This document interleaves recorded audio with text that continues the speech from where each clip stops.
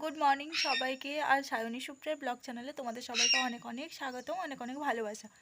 আমি শুরু করছি আজকে একটি নতুন ভিডিও। আর এখন ঘড়িতে বাজে সকাল 8টা, আর আমি আমার ভিডিওটা এখন থেকে শুরু করছি। তো দেখো, আজকে তো রান্নাবান্নার সেরকম কোনো চক্কর নেই, আর শরীরটাও না বিশেষ কোনো ভালো নেই। দেখছো তো চোখ মুখগুলোর অবস্থা, দেখো, দেখে বুঝতে পারছো। রাতে ঘুমোতেও পারিনি, জ্বর ছিল খুব, মাথাটা ঘুরছে, আবার সাথে ব্যথাও।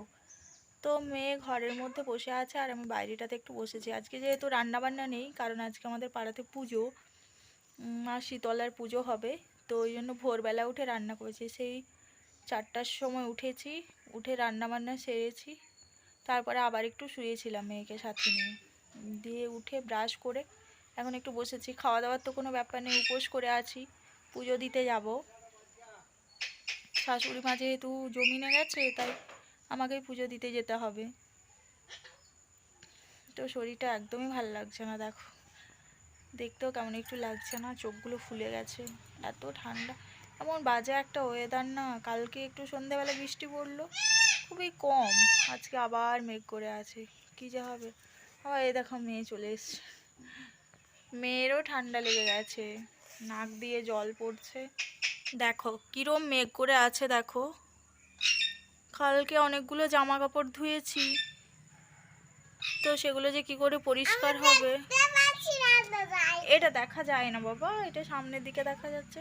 আর দেখো শাশুড়িমা উঠোনটা গোবর লেপে দিয়ে তারপরে গেছে। এখন আমি ঘরগুলো ধোবো, মুছে নিতে হবে ঘরগুলো, ঝাঁট দেবো, ঘরগুলো মুছবো,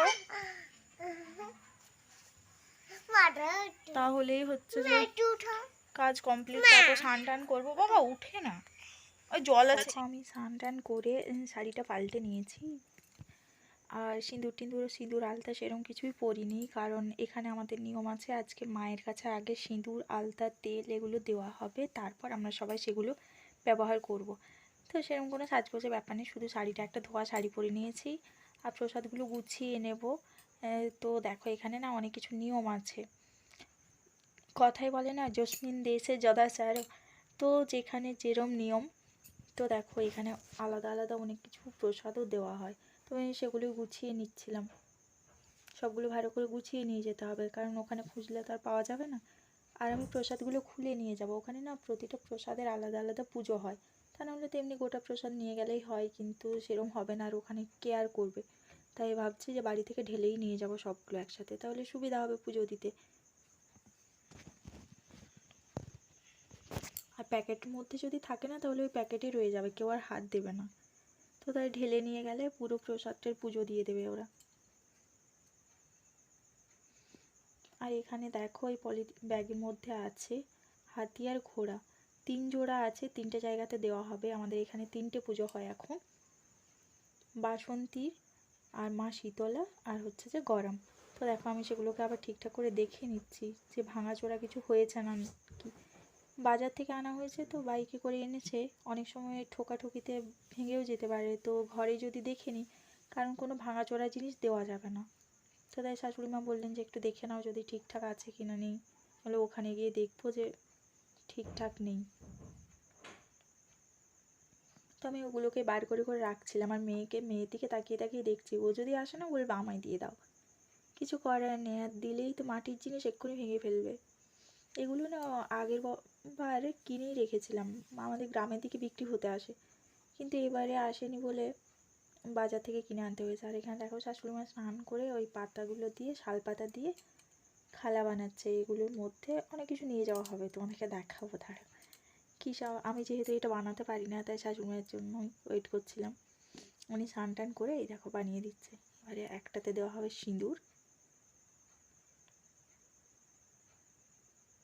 আমাকে বললেন যে চাল নিয়ে এসো, আতপ চাল, তো আমি একটা মতো আতপ চাল নিয়ে এলাম। এইরকমভাবে কিন্তু পুজো আমার বাবার বাড়ির ওখানে হয় না, মানে আমি এখানে এসে প্রথম এগুলো শিখেছি। তো যেদিকে যেরমভাবে হয়, তোমাদের ওদিকে কেমন হয়, তোমরা যারা আমার ব্লগ দেখো, তো কমেন্টে সবাই জানিও কীভাবে পুজো হয়। আর দেখো একটার মধ্যে দিয়েছে সিঁদুর, আর একটার মধ্যে দিয়েছে তেল।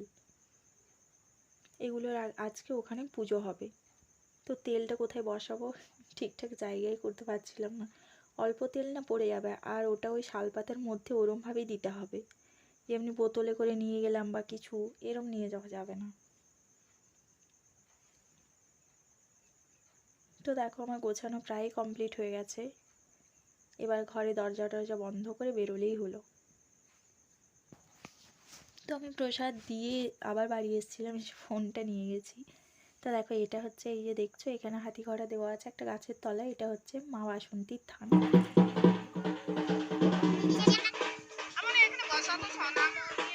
আর এই যে যেটা দেখছো এটা হচ্ছে মা শীতলের থান। তো এই পুজোটা না আগের বার অন্য টাইমে হয়েছিল, হয় মাঘ মাসে হয়,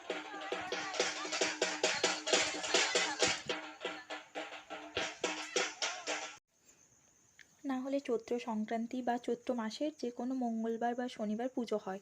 তো সবাই যেরম ফাঁকা টাইম দেখে হয়, তো এবারে চৈত্র মাসেই হচ্ছে। আগেরবার মনে আছে আমার মাঘ মাসের সময় হয়েছিল, একটু শীত শীত ছিল। তো এটা হচ্ছে গরমের থান আমাদের। এখন আবার এই সব পাটির চক্করে কুর্মী জনজাতি হয়েছে না, তো তাদেরই আমাদের দেবতা। আর এটা হচ্ছে মা শীতলের থান। তো দেখো এটা না অনেকটা জায়গা জুড়ে, আর এখানে 3টে গাছ আছে, একটা বট গাছ, একটা শাল গাছ, আর একটা অশ্বত্থ গাছ। তো সব গাছগুলো মরে গেছে, আপাতত একটা বট গাছ জীবিত আছে, বিশাল আকৃতির একটা বট গাছ, তার তলায় পুজোটা হয়। এগুলো মূলত হচ্ছে যে আমাদের দেশীয় কি বলবো দেবতা, তো তো তাই এগুলো সব কোনো মন্দিরে বা সেরকম কোনো জায়গাতে থাকে না, এরকম গাছের তলাতেই সুন্দরভাবে সাজানো থাকে, ওখানটায় পরিষ্কার করে পুজো হয়। তো দেখো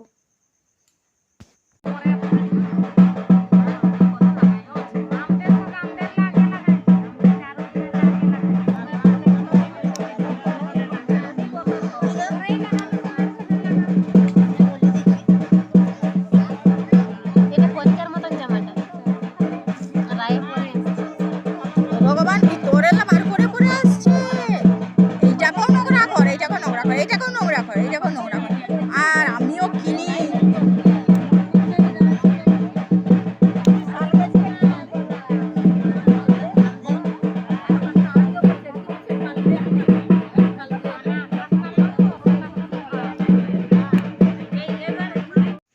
তো দেখো এখানে ছাগলগুলো নিয়ে এসছে, যেগুলো বলি করা হবে, পাঁঠাগুলো, ওগুলোকে পুজো টুজো করে নিচ্ছে, তারপর ওইগুলো বলি হবে। তো যতক্ষণে বলি হবে ততক্ষণে আমি বাড়ি চলে যাবো, কারণ থাকবো না, তারপর আবার অবশ্য ফিরে আসবো। তো দেখো ওদেরকে খাওয়ানো হচ্ছে আর পুজো হচ্ছে। তো দেখো পুজো শেষ হয়ে গেছে, এবার হচ্ছে বাড়ি ফেরার পালা। আমি আর আমার যা আর জায়ের মেয়ে আমরা বাড়ি ফিরছি। আর ওই দেখো মেন রোডের উপরে কত লোক হয়েছে। তো দেখো পুজো টুজো দিয়ে এসে আমি শাড়িটা চেঞ্জ করেছি, শাড়িটা চেঞ্জ করে একটু খেতে বসেছি। আর ভালো লাগছে না সত্যি, এত শরীর খারাপ লাগছে না। এখন 4:30 বেজে গেছে, তো একটু ভাত নিয়ে বসেছি, ডাল দিয়ে।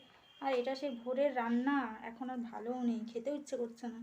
তাও একটু খেয়ে নিই, তারপর কাজকর্ম সারতে হবে। তো আবার ওখানে যে পুজো হলো সে পাঁঠার মাংস হবে, তো আমি তো পাঁঠার মাংস খাই না, রাত্রে যাই হোক কিছু একটা করবো, দিয়ে খেয়ে নেবো। আর বাড়ির সবার জন্য রান্না করবো পাঁঠার মাংস। তো তোমাদের সাথে শেয়ার কর, গলায় আটকে যাচ্ছে যেন, সারাদিনের পর এখন খেতে বসলে না সত্যি শরীর আর নিচ্ছে না।